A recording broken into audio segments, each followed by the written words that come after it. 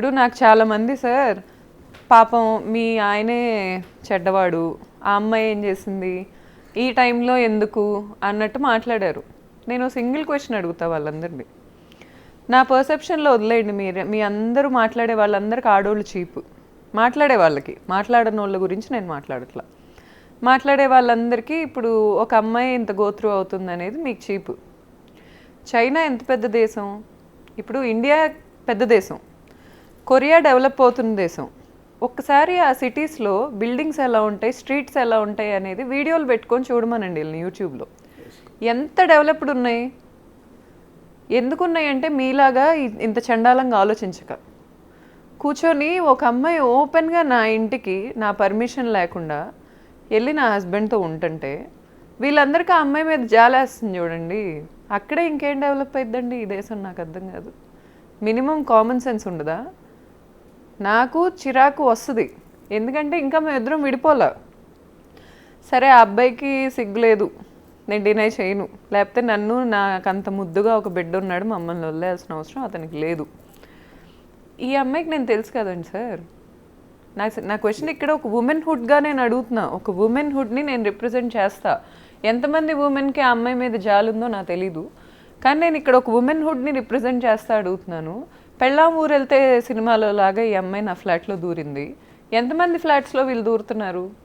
అసలు ఈ అమ్మాయి సర్కిల్ ఏంటి? ఈ అమ్మాయి కాల్ డేటా తీయండి. ఎంతమంది షుగర్ డాడీస్ ఉన్నారు ఈ అమ్మాయికి? ఎంతమంది అబ్బాయిలు డబ్బులు కొల్లగొడుతుంది? ఇవన్నీ బయటికి తీయండి. అసలు ఈ అమ్మాయి వెనకెవరున్నారు? ఆన్సర్ ఇవ్వండి నాకు. ఇది పెద్ద సిటీ సార్ హైదరాబాద్ అనేది, వెరీ వెల్ డెవలప్డ్ సిటీ. నాకు ఇండియాలో ఢిల్లీ వెళ్ళినా ఈ ఫీల్ రాదు.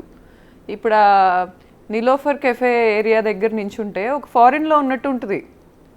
అంత డెవలప్డ్ సిటీ మంది. అలాంటి సిటీలో ఇంత ఓపెన్గా వీళ్ళు నేను ఒక ఇన్ఫ్లుయెన్సర్ని, నేను వాయిస్ చేయగలను అని తెలిసి కూడా ఈ అమ్మాయిలు ఇలాంటి పనులు చేస్తున్నారు అంటే వీళ్ళు వాయిస్ లేని ఇళ్లల్లో ఏం చేస్తున్నారు? ఒక ఆడదానికి వాయిస్ లేదు అని తెలిస్తే వాళ్ళ మొగుళ్ళతో వీళ్ళు ఎన్నో రాజకాలు చేస్తున్నారు. వీళ్ళ ఫోన్ డేటాలు తీయండి, వీళ్ళ వాట్సాప్ చాట్లు తీయండి. ఏం పని సార్ వీళ్ళకి? అంటే the biggest platform Bigg Boss అండి, హైయెస్ట్ వ్యూయర్షిప్ ఉన్న ప్లాట్ఫామ్ కూడా అది. అలాంటి ప్లాట్ఫామ్కి ఆమెను సెలెక్ట్ చేశారు. బేసిక్గా కాంట్రవర్సీతోనే సెలెక్ట్ చేశారు ఎక్కువ. ఎందుకంటే సోషల్ మీడియా ఆమె చేసే వీడియోస్ చూసి అయితే బిగ్ బాస్కి ఎంపిక చేయలే. ఆమె మీద వచ్చిన కాంట్రవర్సీతోనే ఆమెను సెలెక్ట్ చేశారు. ఇప్పుడు ఆవిడ 2 వారాలు దాటి 3వ వారం బిగ్ బాస్లో ఉంది. ఆమెను కొంతమంది ఆదరించేవాళ్ళు కూడా ఉన్నారు, ఆవిడ కొంతమంది ఫ్యాన్స్ ఉన్నారు. ఫ్యాన్స్ ఓట్లే బట్టే కదా ఇన్ని వారాలు. వాళ్ళందరికీ మీరు ఏమైనా చెప్పదలుచుకున్నారా?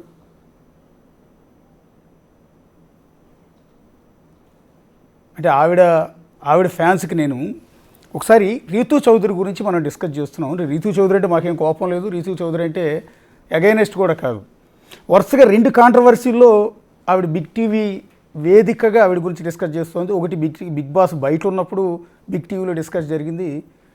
బిగ్ బాస్ లోపలికి వెళ్ళిన తర్వాత మళ్ళీ బిగ్ టీవీలో ఆవిడ గురించి డిస్కషన్ జరుగుతోంది.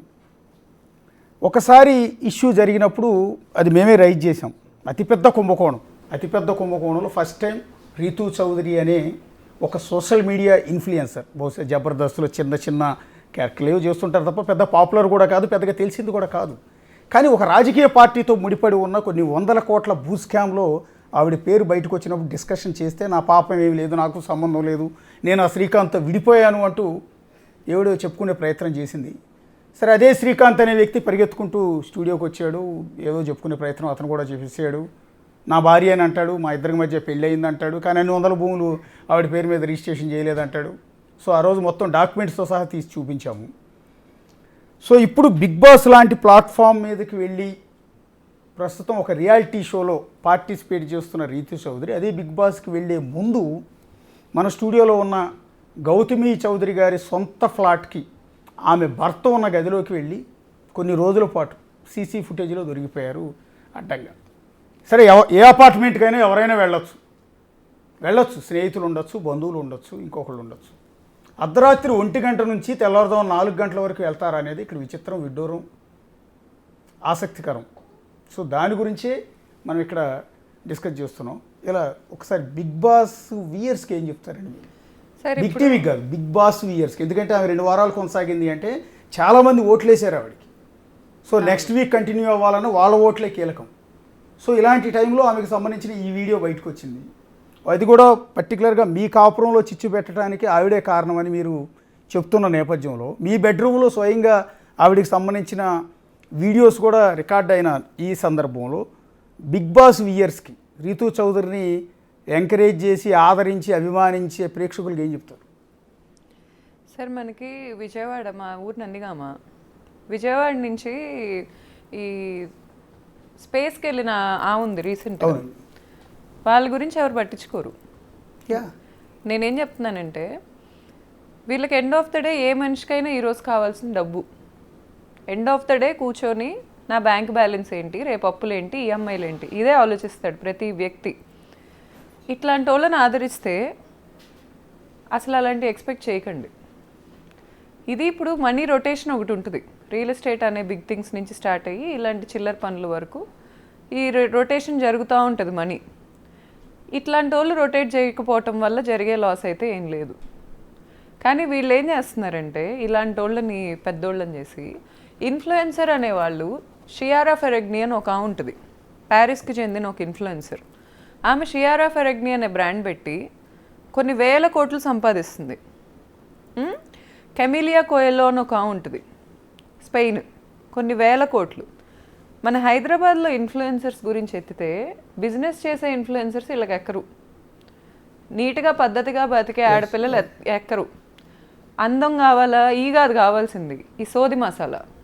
దీనివల్ల మగాళ్ళకి ఖర్చు అవుతుంది, లేకపోతే ఆ పెళ్ళాలు లేనప్పుడు కాస్త ఎంటర్టైన్మెంట్ వస్తుంది, కానీ ఒక జాబ్ జనరేట్ అవ్వదు, ఒక ఇండస్ట్రీ రాదు. ఓన్లీ మగాళ్ళే కష్టపడితే దేశం డెవలప్ అయిందంటాం అబద్ధం. ఆడాళ్ళ కష్టం కూడా ఉంది. కానీ ఆడోళ్ళని ఎండ్ ఆఫ్ ద డే ఇలా హింస పెట్టే ఆడోళ్ళని మీరు ఎంకరేజ్ చేస్తూ ఉంటే మీ పిల్లలకి రేపు జాబ్లు ఉండవు. నేను చెప్పేది లాజిక్లెస్గా అనిపిస్తుంది, ఎందుకంటే కామన్ సెన్స్ లేనోడే అట్లాంటి వాళ్ళు ఫాలో అవుతాడు. చాప్రీస్కి అలాగే అనిపిస్తుంది. నేను చెప్తుంది ఏంటంటే నిజంగా రెవెన్యూ జనరేట్ చేసి 10 మందికి ఉపాధి ఇస్తున్న ఇన్ఫ్లుయెన్సర్స్ని ఆదరించండి. వరల్డ్లో ఇన్ఫ్లుయెన్సర్స్ అలా బతుకుతున్నారు. ఈరోజు కూర్చొని ఇదే డ్యాన్స్ వేస్తేనో లేకపోతే ఇదేస్తేనో కాదు, ప్రొడక్ట్స్ పెడుతున్నారు, సర్వీసెస్ పెడుతున్నారు, మార్కెటింగ్ చేసుకుంటున్నారు, వరల్డ్కి రీచ్ అవుతున్నారు.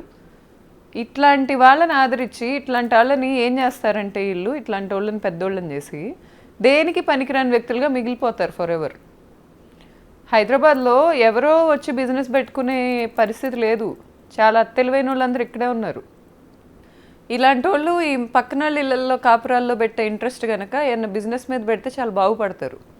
ఈరోజు నేను ఒక వ్యక్తిని ఇంత బిజినెస్ చేసుకుంటున్నాను, లేకపోతే ఎంతో కొంత మా ఫాదర్ చాలా డిగ్నిఫైడ్ ఫ్యామిలీ, ఇలాంటి ఫ్యామిలీ నుంచి నేను వచ్చి ఇక్కడ కూర్చొని మాట్లాడుతున్నానంటే ఈ అమ్మాయి వాళ్ళు వచ్చి మాట్లాడుతున్నాను. ఈ అమ్మాయి వెనుక సపోర్ట్ చేస్తున్న వాళ్ళందరూ కూడా ఏమాత్రం అయినా సిగ్గుంటే సిగ్గుపడండి, అంతకు మించి నేనేం చెప్పలేను. ఎందుకంటే